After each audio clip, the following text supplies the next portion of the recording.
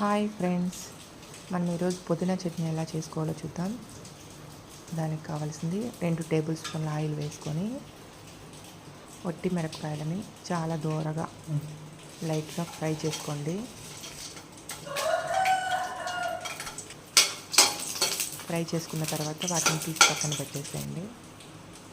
ఇవన్నీ మనకు దూరగా వేయించుకున్న తర్వాత మనం మిక్సీ కానీ రోటీ పచ్చడి కానీ చేసుకోవచ్చు. చాలా టేస్టీగా ఉంటుంది. దేనిలోకైనా చాలా బాగుంటుందండి. అన్నంలోకి, చపాతీలోకి, పూరీలోకి, సంగట్లోకి, దేనిలోకైనా చాలా టేస్టీగా ఉంటుంది. ఒకసారి ట్రై చేయండి. మనం ఈ పుదీనా ఆకులు కూడా వాటర్ ఎగిరిపోయేంత వరకు బాగా ఫ్రై చేసుకోండి. వాటిని కూడా పక్కన పెట్టుకోండి. ఫ్రై అయిపోయిన తర్వాత అందులోనే 1 టేబుల్ స్పూన్ ఆయిల్ వేసి మన టమోటా ముక్కలను వేసుకొని వాటిని కూడా బాగా మగ్గించుకోండి.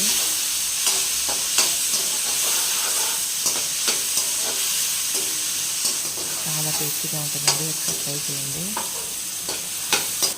లాస్ట్లో మీకు టేస్ట్ ఉప్పు కానీ కారం కానీ అడ్జస్ట్మెంట్ అవ్వాలంటే లాస్ట్లో ఫైనల్గా నిమ్మకాయ బట్ట ఒకటి పిండుకోండి. చాలా బాగుంటుంది.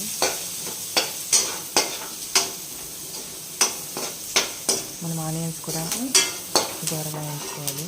వాటిని కూడా పక్కన పెట్టేసుకోండి.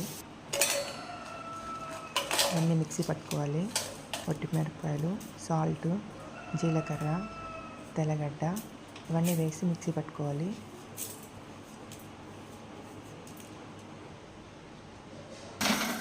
మిక్సీ పట్టుకున్న తర్వాత అందులోనే మనకు మగ్గబెట్టుకున్న మన పుదీనా ఆకులను కూడా వేసుకోవాలి.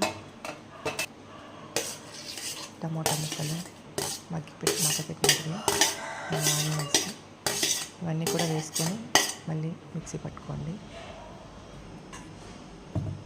అంతేనండి, రెడీ అయిపోయింది పుదీనా పచ్చడి.